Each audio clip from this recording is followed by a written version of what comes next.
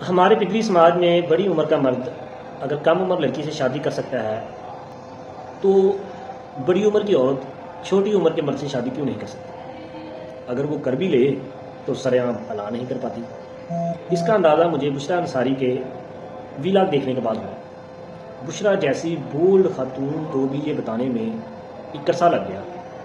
لگ بھگ 5 سال کے بعد انہوں نے اپنی دوسری شادی کے بارے میں چپ کا روزہ توڑا۔